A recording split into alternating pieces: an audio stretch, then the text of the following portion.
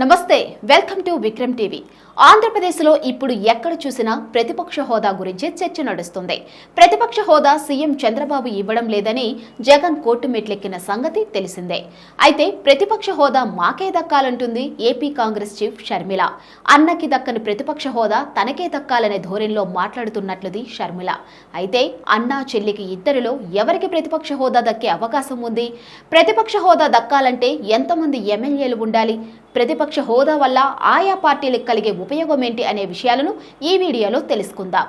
ఆంధ్రప్రదేశ్లో జగన్మోహన్ రెడ్డి రాజకీయాల్ని ఆయన సోదరి ఏపీ పీసీసీ చీఫ్ షర్మిల తనకు అనుకూలంగా మార్చుకునే విషయంలో వ్యూహాత్మకంగా ముందడుగు వేస్తున్నారు.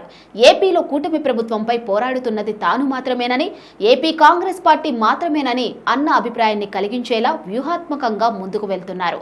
ప్రతిపక్ష పార్టీ వైసీపీ నిర్లిప్తత, జగన్ బెంగళూరులోనే ఎక్కువ మకం పెడుతూ ఉండటంతో షర్మిల చురుగ్గా ఆలోచించి రాజకీయ వ్యూహాలను అమలు చేస్తున్నారు. ఇక జగన్ అసెంబ్లీకి వెళ్లకూడదన్న నిర్ణయాన్ని మరింత అడ్వాంటేజ్ గా మార్చుకుంటున్నారు. చురుగ్గా ప్రజల్లోకి వెళ్లి వారి తరపున తానే పోరాడుతున్నానన్న అభిప్రాయాన్ని కల్పిస్తున్నారు. ఎన్నికల్లో ఘోరమైన పరాజయం తర్వాత జగన్ ఇంకా తప్పటడుగులే వేస్తున్నారన్న అభిప్రాయంతో వైసీపీ క్యాడరే కాదు, ఇతర రాజకీయ పార్టీలు కూడా ఉన్నాయి. అందులో మొదటిది అసెంబ్లీకి వెళ్లకపోవడం. అసెంబ్లీలో ఎవరెవరున్నా కాదన్నా ఆయన ప్రతిపక్ష నేతనే. కూటమికి వ్యతిరేకంగా తమ పార్టీ తప్ప మరో పార్టీ లేదని, అందుకే తమదే ప్రతిపక్షమని ఆయన అంటున్నారు. ఈ విషయాన్ని టీడీపీ కూడా కాదనడం లేదు. కానీ ప్రధాన ప్రతిపక్ష హోదాను మాత్రం ఇవ్వలేదు. అందుకు 10% సీట్లు రావాలన్న రూలు ఉందని టీడీపీ ప్రభుత్వం చెబుతుంది. పార్లమెంటులో గత 2 ఎన్నికల్లో కాంగ్రెస్ కు ప్రధాన ప్రతిపక్ష హోదా ఈ కారణంతోనే ఇవ్వలేదు. కానీ ప్రతిపక్షంగా గుర్తింపు పొంది పోరాడుతూనే ఉంది. కానీ అలాంటి ప్రతిపక్షంగా పోరాడడానికి జగన్ సిద్ధంగా లేరు. తనకు హోదా ఇస్తేనే అసెంబ్లీకి వస్తానని, తమ పార్టీ ఎమ్మెల్యేలు కూడా రారని ఆయన తేల్చి చెప్పారు. దాంతో అసెంబ్లీలో ప్రతిపక్షమే కనిపించలేదు. కనీసం అసెంబ్లీకి వెళ్లి ఉంటే మాట్లాడడానికి ఛాన్స్ ఇవ్వకపోతే అదే విషయాన్ని ప్రజలకు చెప్పే అవకాశం ఉంటుంది.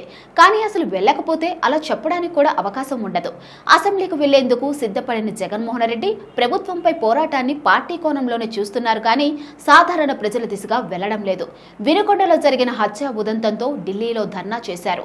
తమ పార్టీ నేతలపై హత్యలు, అత్యాచారాలకు పాల్పడుతున్నారని ఆరోపణలు గుప్పించారు. ఎంతమంది హత్యకు గురయ్యారో వారి వివరాలు ఇవ్వాలని మీడియాతో పాటు టీడీపీ ప్రభుత్వం అడిగినా స్పందించలేదు. అదే సమయంలో శ్వేతపత్రాల పేరుతో తమపై బురద చల్లుతున్నారని ఆరోపించారు. ఈ పోరాటం అంతా పార్టీ కోణంలోనే జరుగుతుంది కానీ ప్రజా సమస్యలపై ఇంకా దృష్టి పెట్టలేదు. ఇక్కడే షర్మిల అడ్వాంటేజ్ తీసుకున్నారు. షర్మిల వర్షాకాలం కారణంగా వచ్చిన వరదలతో మునిగిన పంట పొలాలను పరిశీలించారు. నష్టపోయిన రైతుల్ని ఆదుకోవాలని డిమాండ్ చేశారు. తాడేపల్లిగూడెంలో షర్మిల నడుంలోతు నీళ్లు ఉన్న పొలంలోకి దిగి అందరినీ ఆశ్చర్యపరిచారు. రైతుల్ని ఆదుకోవాలని డిమాండ్ చేశారు. ఇక వైసీపీ నేతలెవరూ రైతుల్ని పట్టించుకోలేదు. వరద బాధితుల గురించి ఆలోచించలేదు. చిన్న ప్రకటన కూడా చేయలేదు. ఓవైపు ప్రతిపక్ష పాత్ర నిర్వర్తించడానికి మొహమాట పడుతున్న వైసీపీని మరింతగా కార్నర్ చేస్తూ తానే ప్రభుత్వంపై పోరాటానికి ముందుకు వస్తున్నారు. ఇది వైసీపీకి ఇబ్బందికరంగా మారుతుంది. ఇక ప్రజల తరపున పోరాటంలో షర్మిల ముందుకెళ్తే వైసీపీకి మరిన్ని సమస్యలు వచ్చే అవకాశం ఉంది. అయితే సరైన సమయంలో జగన్ బయటకు వస్తారని, ఆ తర్వాత షర్మిలను ఎవరు పట్టించుకోరని అంటున్నారు. మొత్తంగా షర్మిల జగన్ మధ్య ప్రతిపక్ష నేతగా ప్రజల్లో గుర్తింపు కోసం హోరాహోరీ పోరు సాగుతుందని అనుకోవచ్చు. మరి ఎవరిది పైచేయి అవుతుందో చూడాలి.